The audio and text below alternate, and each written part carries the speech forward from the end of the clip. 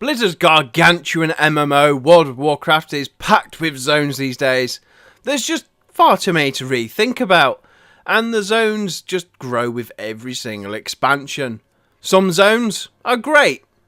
Others I just simply hate. So I decided to cobble together my personal top 10 zones from World of Warcraft, and a little reasoning as to why I would pick these zones. At number 10, we have Elwyn Forest. And the reasoning is not that weird, I suppose. In 2004, yeah, it has been that long, I was in the American Open Beta for Vanilla WoW. It was a weird and wonderful time. I just quit Lineage 2 and wanted a new MMO to fill the ever-growing hunger for that type of gameplay. So, Elwyn Forest being the first zone I ever bumped into with the game, with my human warrior, was my first steps into something that has really consumed so much of my damn life. Also, back then, Hogger would totally kick yo ass. And, well, I miss old Hogger. He killed so many newbies, it was funny just to sit back and watch at times like a sadistic nutcase.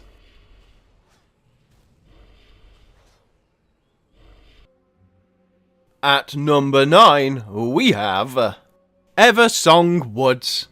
It doesn't matter how many times I play through this zone, it always chills me out for some reason. It's a beautifully crafted zone, full of light, and the massive scar down the centre adds to the brilliant feel of the entire thing. The scar, by the way, runs through 3 zones, and is there due to the Scourge running rampant through it in Warcraft 3, where Death Knight Arthas basically ended up defiling the Sunwell. Anyway, overall the brightness of the entire zone is simply outstanding.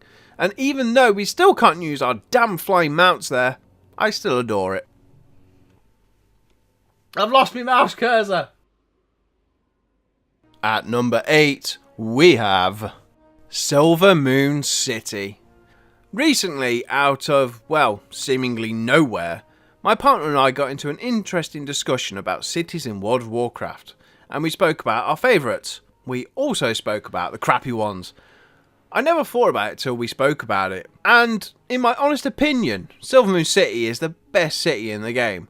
And the real sad part is that it's pretty much a ghost town at this point. When you head to Stormwind, you will always see other players. My recent trip to Silvermoon, well, a handful of people were to be seen, and to be honest, that's a massive damn shame. The city itself is crafted so wonderfully, and you can tell the design team spent a lot of time putting this together with every detail so well presented. I would love to see Silvermoon have a huge role again somewhere, so it can feel more like the brilliant city it is truly intended to be. At number 7, we have Shadowmoon Valley, the Warlords edition that is. While it's always nighttime here, it still looks wonderful. The zone itself feels gigantic and has so many different biomes within it. I mean, for a start, the garrison is here, and I honestly do miss my garrison, despite all the haters out there. Then you have a few swamps dotted around the place, green hills scattered around it, a gigantic burial site, little Draenei towns scattered across the landscape compared to the Horde starting zone in Wars of Draenor. I love the Alliance version so much more. I really do miss this place. Compared to the fiery wasteland that is in the alternative timeline with the Burning Crusade, ugh, God, I hated that version of it.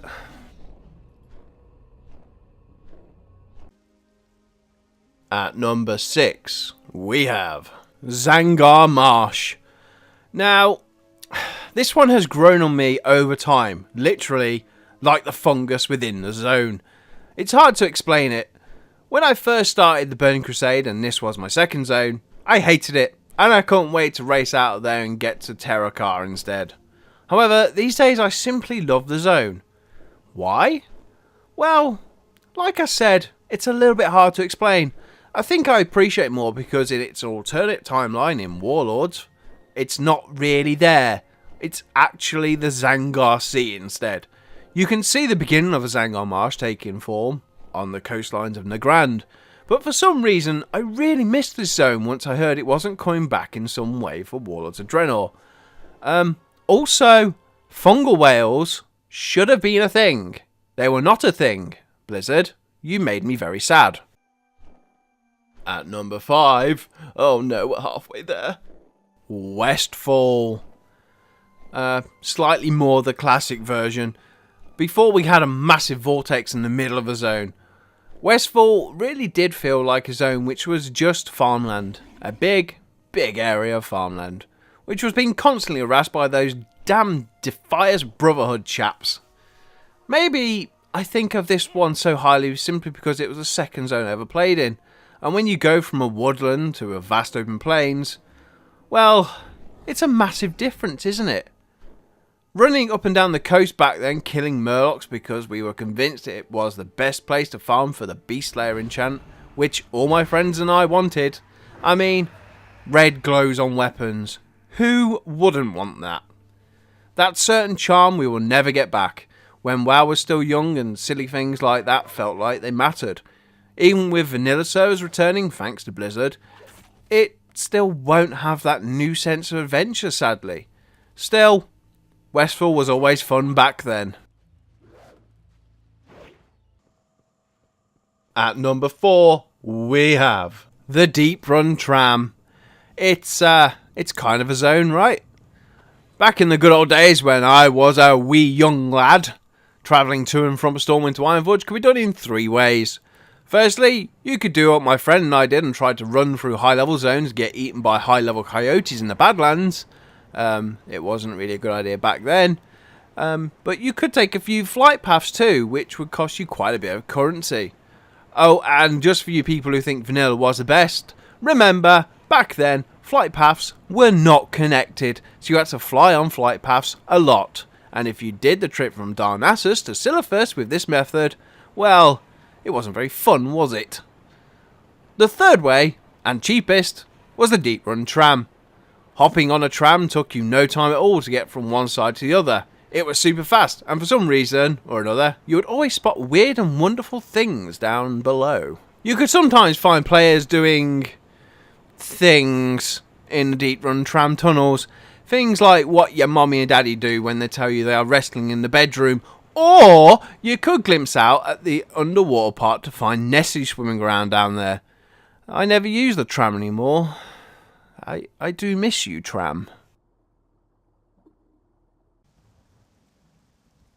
Now for number 3. Gilneas. This one kind of falls into the city category. But overall, I love the entire zone. The buildings there were like nothing I had ever seen before. And they still stand out well today. The city itself is massive, if a bit overrun by crazy Worgen. The entire questing experience here I enjoyed. Sadly, I don't make many Worgens. Maybe I should. For saying the gate to this zone was walled off for, well, 3 expansions, when it finally did open up, it was just brilliant. The way the Worgen were introduced into the Alliance and its war with the Forsaken was excellently done. And that war is still felt all the way into Legion. Also, Darius Crowley comes from there. He cleaves with his fists. He follows my warrior around wherever he goes and yells random things when he attacks. How can you not love having him around? I'm about to lose control and I think I like it. And now for number 2. Oh, this list is just growing to a close and I feel sad about it.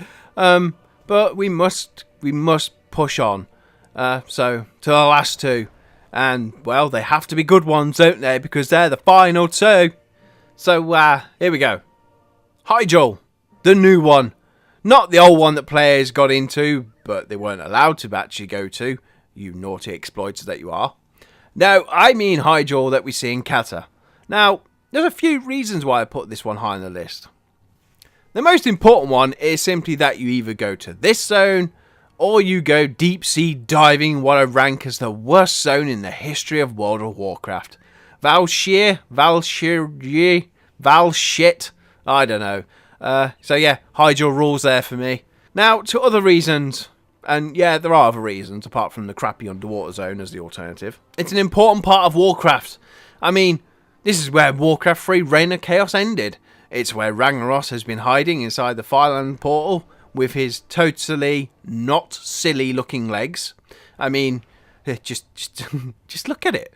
Oh, good grief. It's filled with lush green areas. Other bits have been taken over by the bloody annoying Twilight Hammer. Other bits where the fire minions have been causing chaos. It's a zone I never mind seeing again as I level up. And compared to the alternative, I am bloody thankful for Hyjal. And now for what I think is the best zone in World of Warcraft. Number 1. This one was easy for me to pick. Grizzly Hills. And mostly, it's for the music score. It's the best music in the game. I don't care if you think differently. It is the best music in the game. It is. I'll play it louder here, just for your pleasure.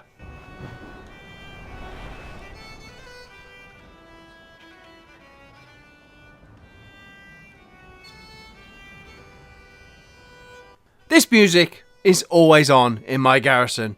Even if I find new music scores, they don't compete. I never use them. Just know, I only need this one. I don't need any others. I mean, not only is this place filled with awesome lore, it's got Iron Dwarfs, it's got Furbolgs, it's got a massive bear head, it's got Worgen. More importantly, it's got an outhouse quest. Seriously though, I love this zone, everything about it. And yes, the music score is the best ever. Yes, it is. Don't argue with me. I don't care if you think that the damn lament of the Highborn is better. It's just not. Okay? So, that's this little list done. I still can't believe I've been playing this game for 13 years. If I just look at my mains playtime, I think I need therapy. No, in fact, I know I actually do. I'd love to hear from you about some of your favourites. However, if anyone says Silithus, then you clearly need therapy more than I do. Let me know down there in the comments. Until next time,